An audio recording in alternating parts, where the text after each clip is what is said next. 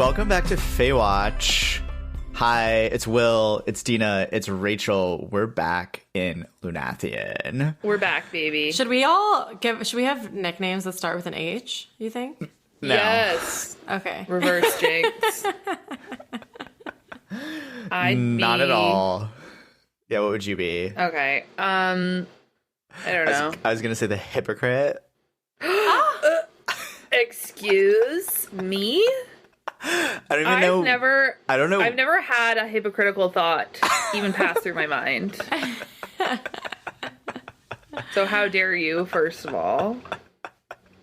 Hater, that's you. Yeah, I am probably the hater. I am the hater. For some reason, the only H word I could think of right now is helium. So You could be the helium molecule. Perfect. You're so buoyant, so it makes sense. And flammable. Famously. Wow. like famously flammable. That's true. Well, time is short. Time is short because there's no afterlife, even if you're a veneer. Turns out, you merely get several centuries in sort of your body and then another several centuries in a kind of half state as a ghost. And that's hardly enough time. So I think, Dina. Right. Please. Yeah, no, let's enjoy this time together before we're fed to the gates. Yeah. Wow. Do you like starting your podcast off with like a reminder of mortality? Should we do this more often? Yeah, hashtag memento mori, duh. True. Yeah, true. Okay, so if you remember from the end of last week's episode, Therian had a kind of brilliant idea that we're going to realize was less than brilliant about how Ethan could figure out if Connor is actually still in the Bone Quarter or if he went somewhere else. And it turns out that where Therian thinks they should go is to the Mystics, which is some, quote, dark, fucked up shit. Mm-hmm. Now, I immediately was like, okay, so we've had mystics this whole time. This is like the Oracle last time. It's like, how is this the first we're hearing of them? And then SJM definitely knew that we'd all have that thought. And so she had some throwaway line in there about how Bryce had suggested it last year, but Hunt convinced her not to come. Yeah. Don't particularly recall that one, but that's fine. Also, they're like, well, the Oracle tells the future and the Mystics tell the present. Right. I was like, I feel like there's a way you could use the Oracle still, but that's fine. Exactly. So the boys decide they can't go anywhere without their kind of brain, like Boy Scout mother. Yeah. So Bryce has to go with them. She is not happy about it, but she does go. And they go up to this, I don't know, I guess kind of like seedy building somewhere in Lunathian we haven't been yet. And we meet the astronomer. Like, honestly, sick villain name. Yeah. He is a kind of creepy old guy with a long gray beard and teeth that are like a little bit too white. Ew. That is creepy. Yeah, pretty good creepy villain vibes.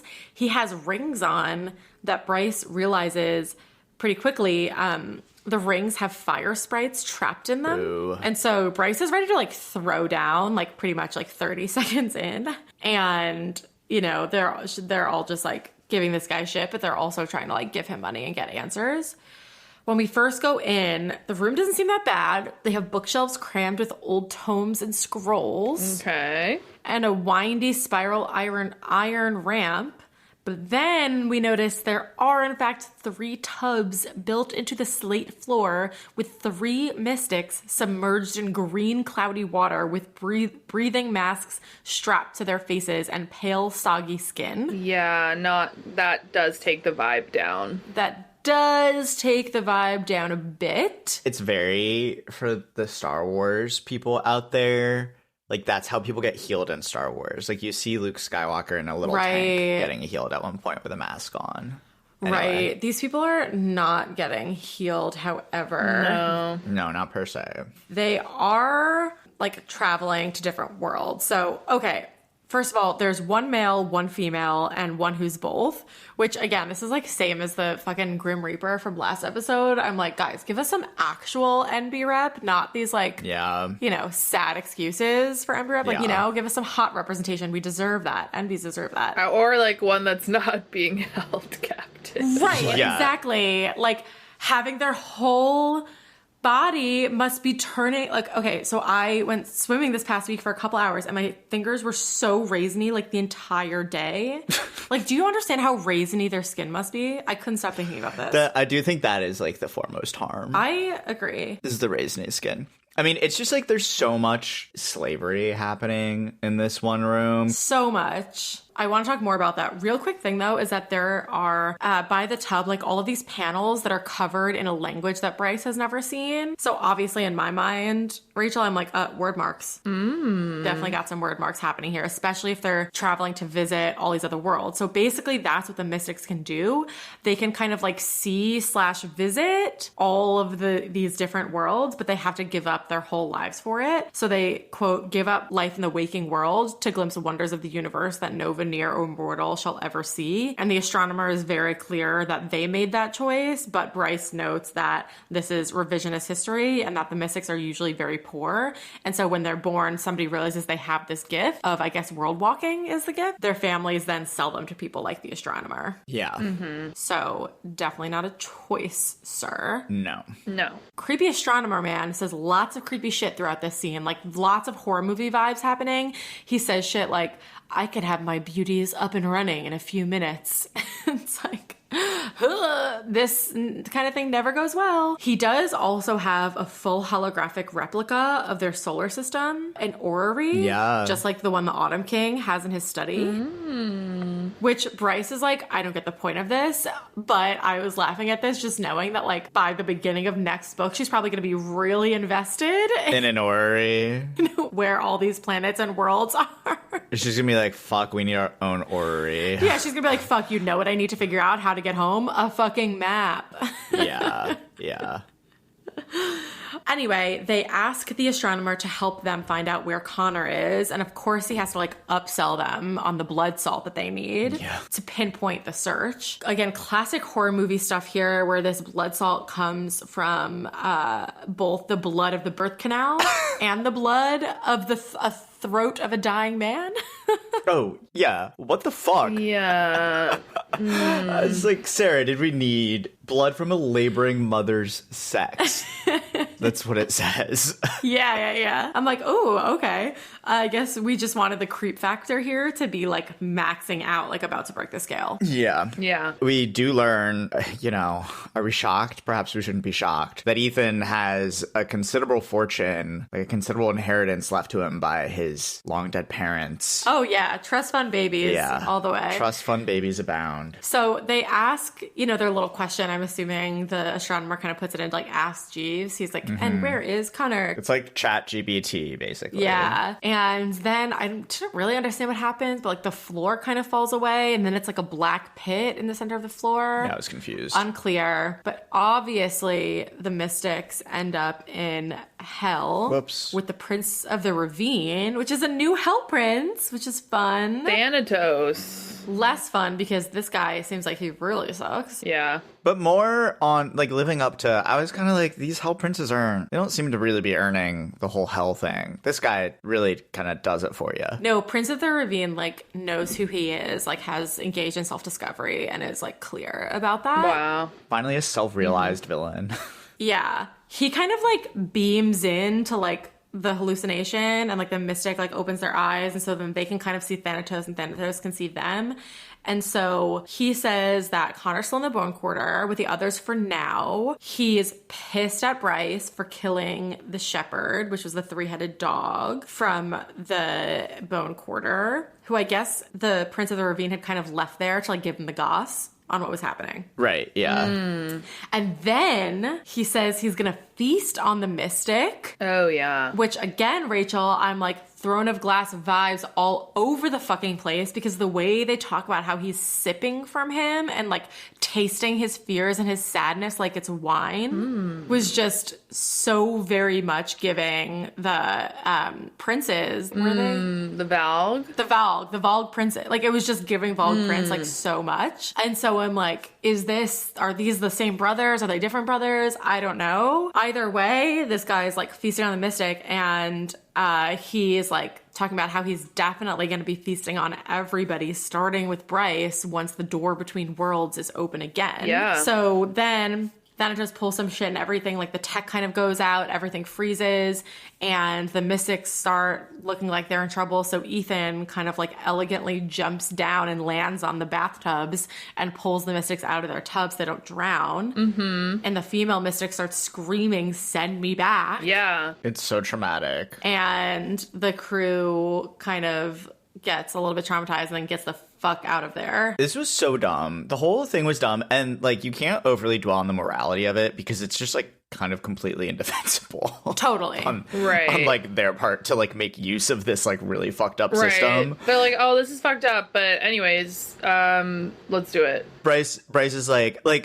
Connor would have been the first to say this is fucked up, but like he would have done this for me. And I'm like, well, I hope not. Not like once you're dead. Right. Like, what are we searching for here, people? Totally. And also Bryce is like, oh, I want to like save those fire sprites, but like, what could I do? Like the law, like again, the bureaucracy of it all. And you're just like, oh my God. Yeah. We'll come back to this though. Bryce is, I will say, really pissed at Therian for having this idea and like dragging them there. And they're kind of arguing outside about it. Or like, yeah, half a chapter. She's pissed for half a chapter or something Yeah, she's like just that. for like a couple paragraphs. Yeah. But then Mordock shows up. And to be honest, I was ready to be pissed at Therian too. But then when Mordock shows up, he goes, "What do you want, Morty?" Cute. And then I laughed and I was like, okay, fine. I love Therian again. And like, I'm guessing this is exactly what happens with Bryce. So Mordock does this whole thing. He's scary. Bryce has her whole thing about how she's like a reverend and she doesn't care. And she's going to like blow him a kiss and like be like, okay, cool story, bro, when he's talking about torturing somebody. And then they get out of there and Bryce tells Therian that he's on probation and they joke about sending each other dirty pictures and their friendship is back on track. We're back. Cut to little high school cafeteria scene. We're in the comitium. The Angel Boys are at their special table because there's obviously a table exclusively reserved for the Triari. You know, I'm assuming there are other cliques that have their tables. Mm-hmm. But Hunt is eating with Isaiah and he's whining about how he's grounded for 2 weeks and it's really messing up his sex life. And Isaiah is like cackling at him because if he did like one little thing wrong with Sandril, he'd like get his feathers plucked out one by one. And like now he's complaining about like basically being sexiled for a couple weeks. Yeah. Yeah, he's kind of grown used to his soft, cushy life. Yeah, he really has. But he's earned it. Also, so funny. Hunt is being weird, and Isaiah, like such a best little boy, like just assumes that it's because, oh, there's this hierarchy, and Isaiah's like technically above him now. Right. Is Hunt like weird about it? And Hunt's like, bro, I literally haven't spent a second thinking about this. Like, Yeah. be the valedictorian. It's fine. He's like, surely you're also consumed by like professional ambition every waking moment of the day. Hunt's like, no, consumed by a literal rebellion. Sweet Isaiah. Mm-hmm. Anyway, guess who shows up? I'll give you one hint. It's the person who keeps showing up wherever Hunt is, and that is Sweet Baxian. Oh. And he has lamb kofta and herbed rice, and I just thought that was really cute. And I'm like, Hunt, he's clearly not a villain. He makes such good lunch choices. Oh, Yeah. that does sound good. Right? That sounds like really warm and cozy and delicious. And Baxian is like kind of sad watching Isaiah and Hunt laugh, and so Hunt feels bad for him and then teaches him to play video games. Oh. Which is also cute. Yeah. They have good boy bonding time. Yeah, so they have some boy bonding time. Hunt is like moping around and he's stuck in the barracks. And so later that night, Bryce is stuck at home. And so they have a call to like catch up. And it's like, oh man, we would love to be in the same place, but we can't be. And it's like, oh, Only one thing to do. we know what's going to happen in this situation, folks. Phone sex scene time. Wow. Wowie. And you pulled that straw, Dina. I did. So spare no fact. detail. Wait, can you please inform me as to the pages? What do you think this is? Do you think she's just because she's a woman, like she's like your librarian? Let's find it. Okay, let me search. I'm gonna search on Kindle vibrator.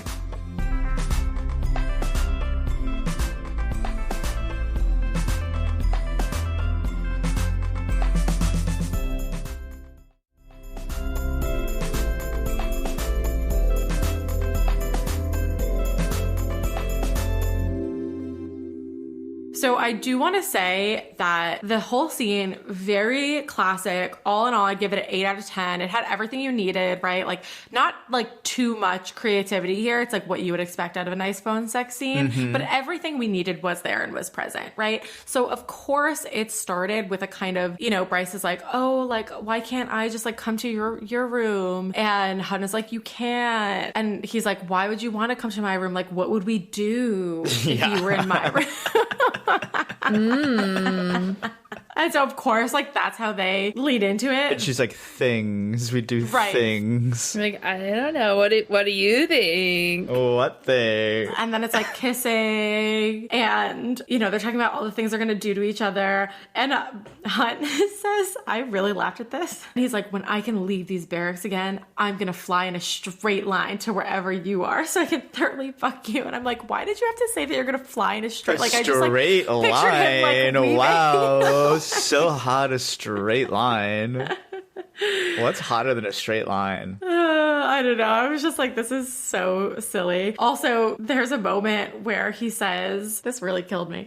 Open up that nightstand, sweetheart. So we like finally get the nightstand callback. Abort, But sweetheart. also, Abort, sweetheart. Okay, this is what I wanted to say, Will, because I feel like I've been really hot and cold on the sweetheart thing, but this one, strong ick. Like, I got the ick from the sweetheart this time. Yeah, no. Like, I'm a hard no on the sweetheart. It's not. I don't think it's my favorite. Yeah, okay, me neither. Yeah. We also have a line, I cannot say it, but it's something about flesh. Oh, don't worry, I had that pulled up.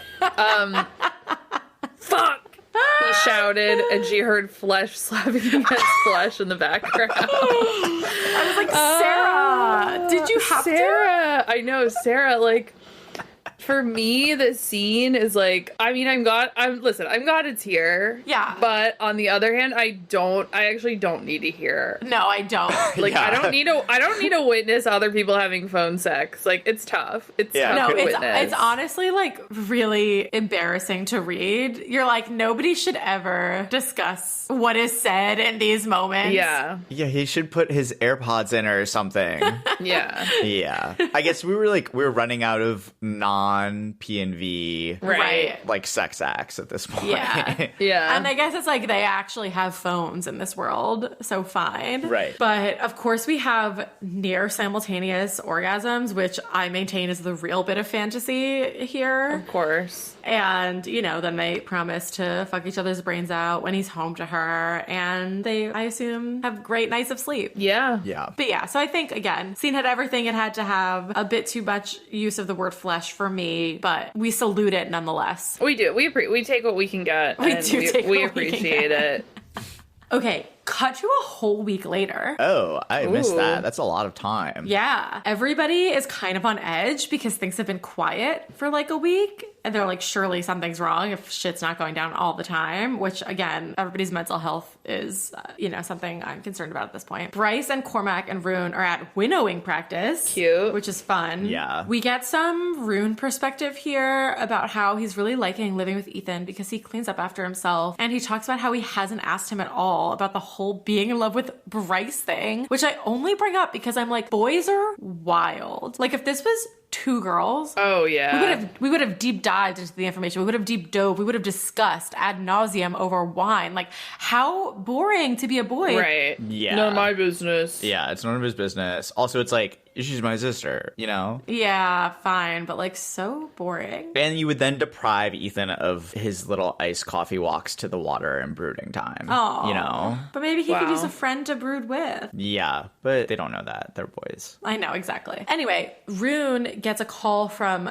Declan, so everybody's interrupted by this because Declan has finished analyzing the footage of Danica at Jessica's old gallery/library. And so the crew has to reconvene at Bryce's apartment to go over the footage. Mm-hmm. And here we get some good Danica shit. Yeah. They're looking at the footage and, you know, it's like Bryce and Lily having banter. And so everybody's like, oh, Lily. And then Bryce goes upstairs to the gallery, leaving Danica in the library by herself. Danica, as soon as Bryce goes upstairs, kind of like runs to go grab a book and takes photos of it. Sneaky, sneaky. Sneaky. So sneaky. Of course, Declan has like super zoom on whatever, Right. He you know, knows what program pages. Yeah. he's running. So they're able to find the like book and the pages. And the book is Wolves Through Time, The Lineage of the Shifters, which is not a published book. He can't find it in any other library, which is so fun. I love secret book shit. Yeah. Obviously, Bryce is like, well, let me just call Jessica and get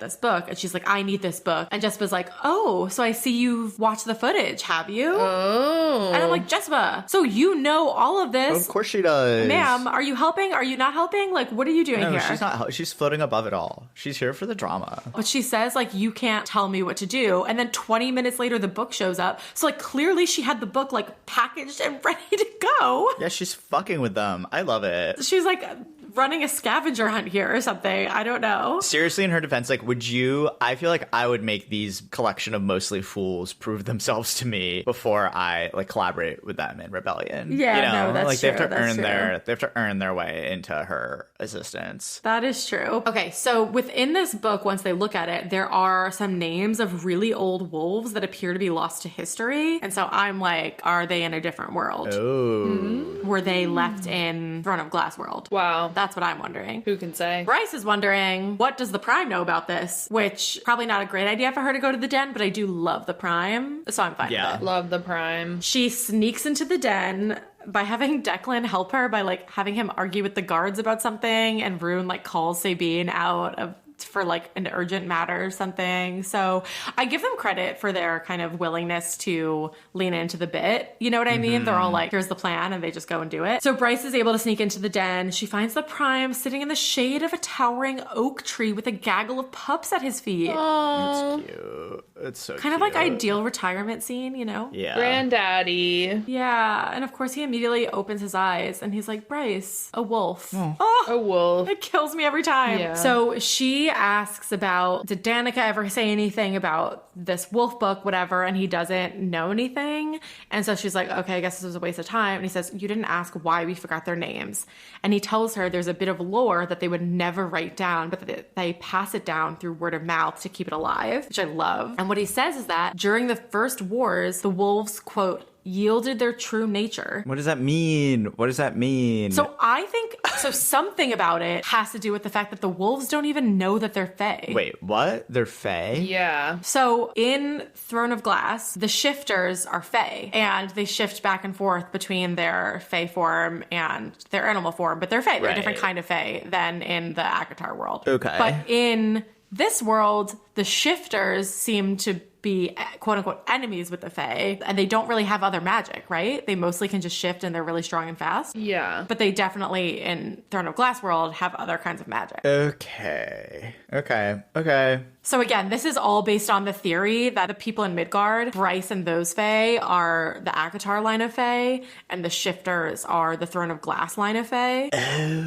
I see. And so anyway, when he talks about them losing their true nature, Yeah. I think that must be a part of it. Yeah. Okay, cool. Honestly, very cool stuff. I'm obviously really into all the worlds and the connections and everything. But, you know, who wasn't was Sabine. She didn't give a shit about this stuff. No. But the Prime says that Danica did, and Danica might have led them back to what they used to be. By this point, people have realized that Bryce is there, and another wolf arrives to kind of like scare Bryce off. But Bryce is smart enough to drop the goss about Ethan before she runs off, and the Prime had no idea that Ethan was kicked out. Yeah, how about that? That's like some manipulative ass shit from Sabine. Yep. Keeping Daddy Prime out of the loop. Yep. High risk too, because you know he's not going to be happy when he hears. No. And we'll see how that plays in shortly. Dope. But first, we have another close call with some rebel shit, because Cormac was doing some kind of like intel pickup, which again was probably in some dumbass fucking alleyway. Yeah. And he almost got snagged by Mordok again. Like, shift your strategy, sir. Anyway, we get some intel here too, which is that the hit on the spine worked, and now they have this mech suit prototype.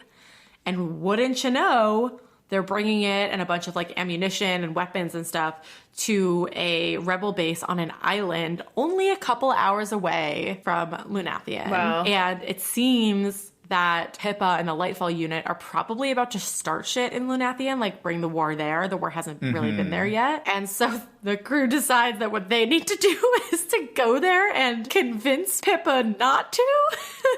Or like, yeah, whoever's in charge, question mark. Yeah. I also love the audacity of these people. Look, all the info we have to date so far is that Pippa does some bad shit. Right. And maybe should not be in charge of a new part of the rebellion. Mm-hmm. That's fine. However, can you imagine being a rebel human who's been fighting for however many decades against this much superior force, and these veneers sort of like strut into your little base, right? having like decided 2 minutes ago that they are sort of, but not really, but kind of joining the rebellion, and have them be like, actually, like, no, like, you're doing this wrong. Like, like, my name is Bryce. You're doing it wrong. Yeah, like, don't do it here. Like, we've seen it on television. It doesn't seem that fun. So, like, can we not? I'd be like, get the fuck out. Yeah. No, totally. It's like such Nepo baby shit all around. So, whatever. But they have this plan. They decide they're going to go there and they're going to change the course of history. First, Bryce has to convince Celestina to let Hunt off of his grounding punishment early. Out of timeout. So that he could go in their little rebel adventure. So she goes to see her to like ask her to give Hunt a hall pass. And I feel so bad for Celestina here because everybody is just manipulating her so badly. Like, Bryce is being like so nice and trying to be like girl to girl, you know, doing a whole besties thing and asking her about Ephraim. And Bryce can tell that Celestina doesn't really like him. She says things like he's a thorough lover, which I'm like, oh God. Like, so the way she says it just like gave me the ick. No. Do you want to be described as a thorough lover? I think the way she said it. No, I know, but like anyone. Like, because I think it feels like one of those words that's like meant to sound good, but you think about it and you're like, thorough. Like, I don't know. Like, okay, that's all you have to say? Thorough? You're just yeah, thorough? no. Right. Is it like calling somebody nice? Right. The horror. If anyone ever called me nice, I would die. Yeah, same. Yeah. So I feel bad for Celestina, but Bryce's whole thing works, and Celestina gives in and says, yes, you could bring him home and actually just keep him there because he's been super annoying just moping around so much, so he can end his punishment early. And that's why boys mope, because people give in. Right. Wow. So Bryce's really quick goss drop to the Prime about Ethan does lead to more here because Ethan gets a call from the Prime. Yeah, he gets a call from like Joe Biden. Right. He's like, why is the Prime calling me? And the Prime basically says, you know, you're an alpha. I could like give you your own pack, and gives him this offer. And Ethan is like, oh, I don't know. Like, let me think about it, basically. Because he's like, then I would have to report to Sabine and always live in her shadow. And he doesn't know if he wants to do that. Yeah. But I do think that kind of gives him the courage to like step into his alpha shit right as he is about to go sneak into the astronomer's lair on a fucking solo mission, like a dumb little pup. Yeah. It says that he's going in there to like ask more questions about Connor, but I think he's not. I think he's going in there to try to save everybody. Mm-hmm. He sees the female mystic sitting in a corner, basically. She's not in her tank yet because it was broken after the whole hubbub with the Prince of the Ravine. And he's like in a rage and he's like, oh my God, can I get you out of here? And she's like, no. And he smells her and he realizes that she's a wolf. Yeah. Yep. And he really like fucking almost loses it. And he's like, who let you in here? Like, where's your pack? Why didn't people come save you? Apparently she had no pack. She was roaming with her parents and siblings, and her parents realized she had the gift at 3. And by 4 years old, she was in that fucking tank. So she has no idea how old she is. She has no idea like what her name was. She's not seen her family her entire life. Yike. Yeah, it's not great. It's really not great. Ethan wants to help her escape, but she's like, my family's only able to eat because I'm in here. And also the astronomer, like, you don't want to anger him, whatever. So she tells Ethan to go, and she like kind of has an attitude, and he realizes that she's also an alpha. And he's like, oh, hot. Yeah. Right, exactly. And then he's like, oh my God, now she's really worthy of being saved. Yeah. She's like an alpha. The alpha stuff is so funny. It's so funny. But so he says basically, if you ever need me, I will come help you anytime. But I think he's really on his like, I need to save somebody game right now. Yeah, also he needs a new girl. Yeah. He needs a new girl. So he does need a new girl. So he sees the box with the fire sprite rings in it, and he grabs the box and leaves with all the fire sprites. Yep. And maybe somebody else Ooh. that we'll discuss next episode. But first, guess where we go? Where? To the Mind Bridge. Oh, the Mind Bridge.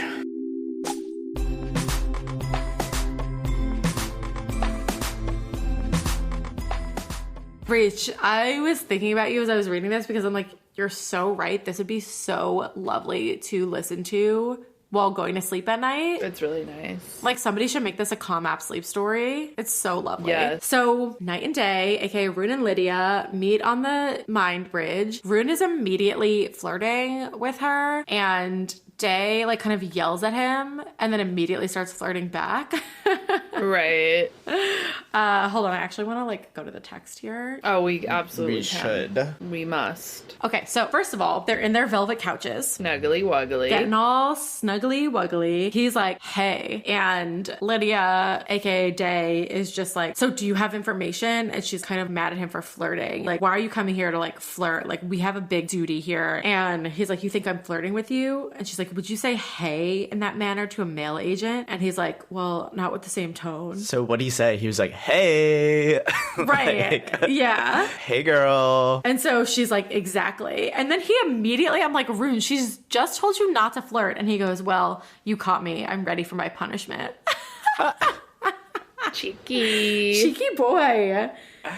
She says, rightfully, I think, I don't think you could handle the sort of punishment I dole out. Yeah, seems right. He's like, we're talking restraints, flogging. And she's like, neither. I don't care for any of that in bed. But what do you prefer? And of course, Rune, my boy, says, it's always lady's choice with me. I'm game for anything. And so she's still trying to figure out who he is, even though she keeps yelling at him for trying to figure out who she is. And so she's like, so you're not dominant. And he's like, oh no, I'm dominant. Yeah. No, I'm dominant. No. Yeah, right. He's like, no, like, I'm totally dom. Like, I'm such a dom. Like, I'll do anything you want, but like, no, like, yeah, I'm in charge. Yeah. I'm definitely in charge. And that's when she's like, the way you say dominant, are you a wolf? Some sort of shifter? So it feels like she really doesn't know who he is. Yeah. And he's like, are you a wolf? She's like, no. Do I seem like one to you? And he's like, no. You seem like someone crafted of air and dreams and cold vengeance. I'm guessing you're in sky and breath. You remind me of the wind. Oh my God. Powerful and able to cool or freeze with half a thought, shaping the world itself, though no one can see you. What would you do if someone said that to you? I'm like, look at him writing her haikus. He's like writing her little love poems. And then of course she's like, oh my God, you see me. Like nobody ever sees me. Oh my gosh. You're the only person who gets me. And like I want to be like very clear with our dear listeners that I am making fun of this now. I am eating the shit up with a spoon, ice cream sundae, chocolate on top, like fucking living for this shit. Only you've seen me like nobody can ever see. Like here for it, present. Yeah, it's like, it doesn't really matter what they say. They could be completely off, but if they're like, this is who you are, per our medium psychic discussion from a couple episodes ago, it's like, you just want to be told who you are. It's right. so hot. Yeah. Exactly. And then they have a moment where they're just staring at each other, and then they realize that like they actually do need to share some intel. So Rune tells her about the mech suits and how they're going to be on these islands tomorrow night, and she kind of gets like spooked. She's like, well, what islands? Like, where are you going? And it seems like she's trying to figure out if it's a trap or not, but he like doesn't know enough information to help her figure it out. So she is kind of freaked out about that. She's like, who's going to be there? He tells her the whole thing about Pippa being there. And she's like, oh my God, is she being given command of the Vel Barn front? And obviously Rune does not know any actual helpful information. And she tells him that if they catch him, he needs to run and not fight. He's like, I can't. Yeah, he's like, I can't do that. Like, I'm not programmed that way. And she's like, reprogram yourself. And they're in the middle of this kind of lover's argument about like staying safe or whatever, which I love. And then all of a sudden she hissed and is like twitching and almost convulsing and then like sucked in a breath and then was gone. And now this is when, coming back to our whole Daimati discussion, he launches over the fainting couch, like runs to go find her. I don't know what he thinks he's going to do. And then he's slammed into a wall of black adamant. And he is able to kind of like get a flash of sensation, no images or anything, but he can tell she's having some kind of rough sex that she has consented to, but like is not very into. That's a pretty informative flash of sensation. Yeah, pretty informative. Like class A was kind of like Ethan smelling and being like, oh, this was a human male who was here 6 hours. Like, you know what I mean? Ruin happens to get like the exact detail of information. So he then is kind of stuck by this wall and he didn't know what to do, so he just waits for her, which is so sweet. He waits for her on the mind bridge. He had no idea why, of course. It's like we know why, because she's your mate. Yeah. Yeah. And he's kneeling at this wall waiting for her. And then she comes back and drops to her knees as well. And so now they're like kneeling across from each other. And he's like, are you all right? What was that? And she's kind of back to being cold. And she's like, what? You never had sex before? Yeah, ever heard of it? Fucking it's called sex. virgin. And he's just like, are you all right? Like, blah, blah, blah. And she confirms that, she consented. But then she does admit that she hates him. Nobody knows it, but she hates him. He disgusts me. By the way, this is when I was like, okay, my list of people who are day is down to either Lydia or Celestina. Oh, right. Anyway, she's kind of being mean to him, I guess, because she's like now put her walls up. And, he's like, why sleep with him? She says, it's complicated. And she's like, do you only sleep with people you like? Blah, blah, blah. And he's like, literally, yes, besides like my ex that one time. He asked, did you orgasm? Like, yeah, what? I know. Sir. I'm like, I don't know if you guys are that close yet. Yeah, you merely share a mind bridge. I don't think you're yeah. entitled to that information. Exactly. And he's really worried. And she's like, don't be a fool and get attached enough to worry. And I'm like, miss, you were so worried when he got taken by Reapers. So yeah. Classic. And I love that he's like, oh, so we're back to the Ice Queen routine. Hot and cold. And he admits he likes the sound of her voice, which again is something that like keeps coming up. And she says she likes the sound of his voice too. Oh my gosh.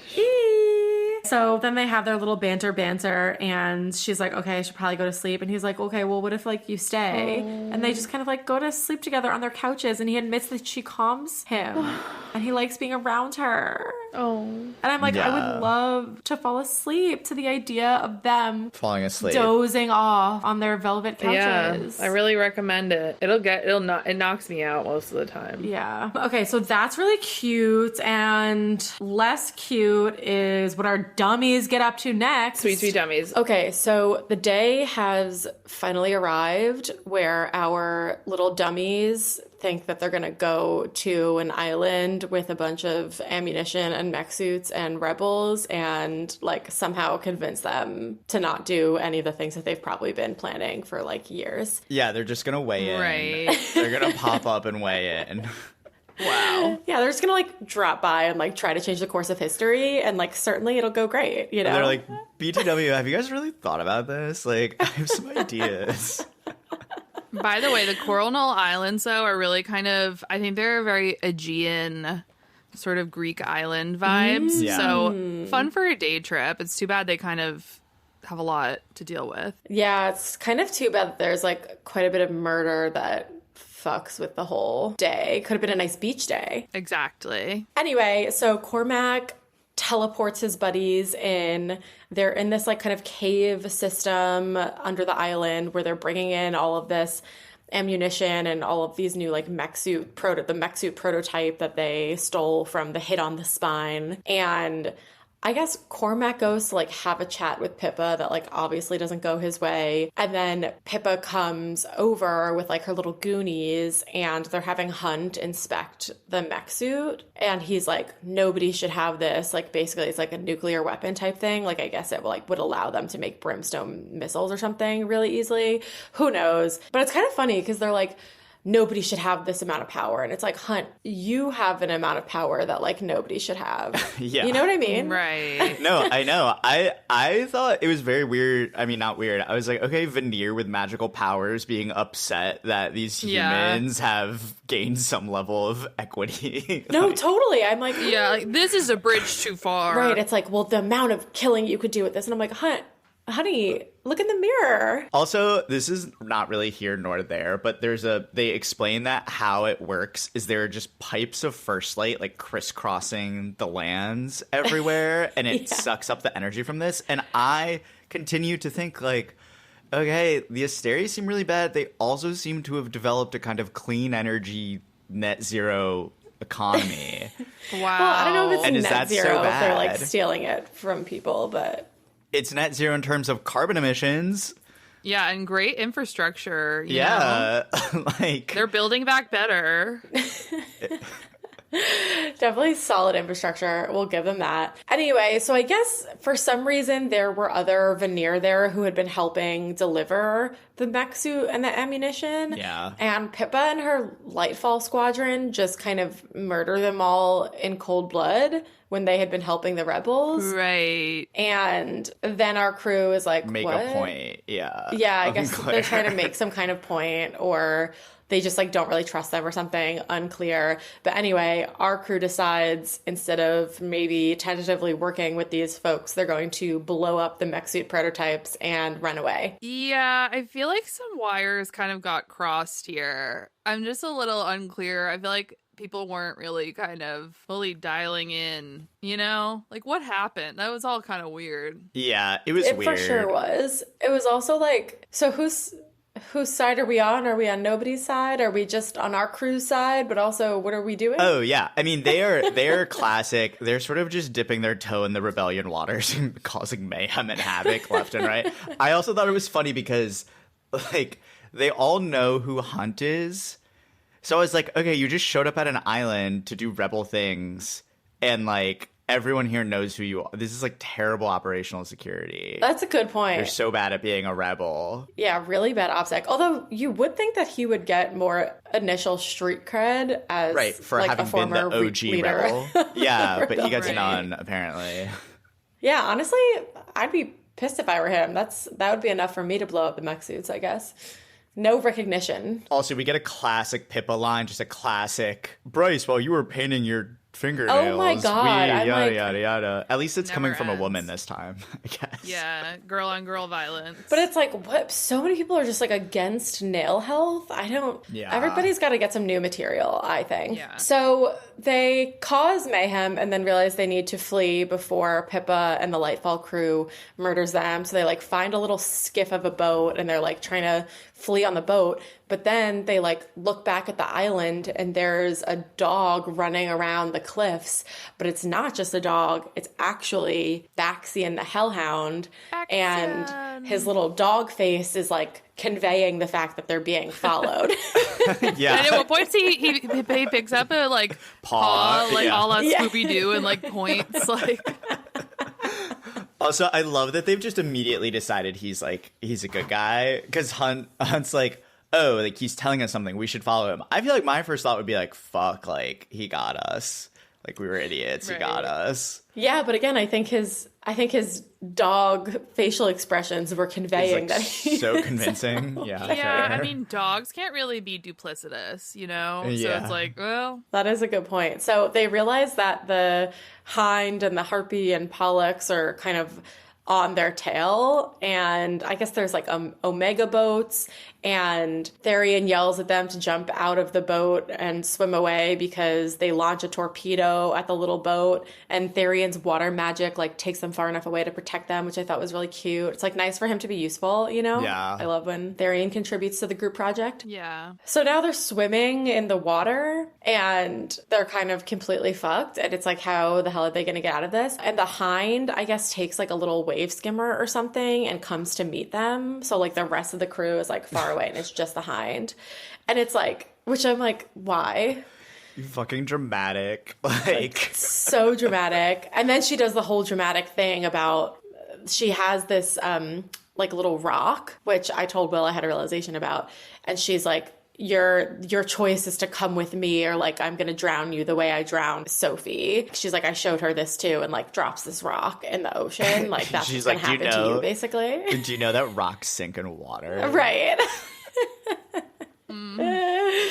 And they're having their little enemy tete-a-tete. How do you say that? Yeah, you got it. Tete-a-tete. When all of a sudden another boat rises up underneath them, and then somebody like opens a hatch and is like, get in, and they jump down into this boat. They have no idea where it came from or whose it is. And I realized at this moment when I reread this for like the fourth time, do you know how that boat actually got there? Because of the rock. Because of the rock. Yeah, like the Hind The Hind called it. summoned it. Yeah. Which it I took me missed like that. 4 reads Yeah, to I get. didn't know that at all. Yeah. I just thought convenient plot device. They were No. nearby. In fact, there is meaning to every fucking thing that SJM writes. It just might take me like 7 tries to figure it out.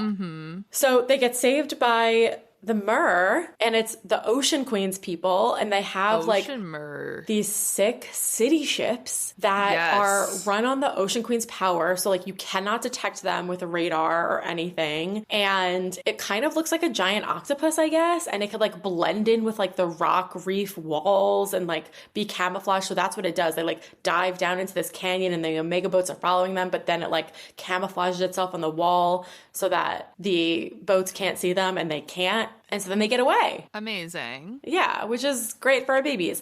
One less than good thing that is happening right now, too, though, is that Hunt has gone like full rage. I guess like when the Hind threatened Bryce, he kind of He got very male about it. went primal rage boy. Yeah, very male. And he is like, there's like lightning all around him and his eyes are like dead behind them. And it just kind of looks like he's about to like blow shit up and he like can't get control over himself. So they're like on a tour through this city ship and there's this gorgeous biodome where there are like trees and ponds. Don't and, even get me started. I had an orgasm. I was like, are you kidding? Like, We're gonna get more about that also next episode. Yeah. Yeah. Great. So for some reason, our crew has escaped death by 2 groups of people who wanted to kill them this day.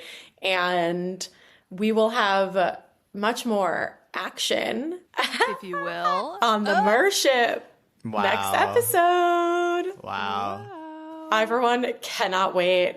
It'll be time to sex teleport. Wow. But until then, we wish you the best. Yes. Farewell. Only the best. Fare for thee you. well to Fare our thee pod well. friends.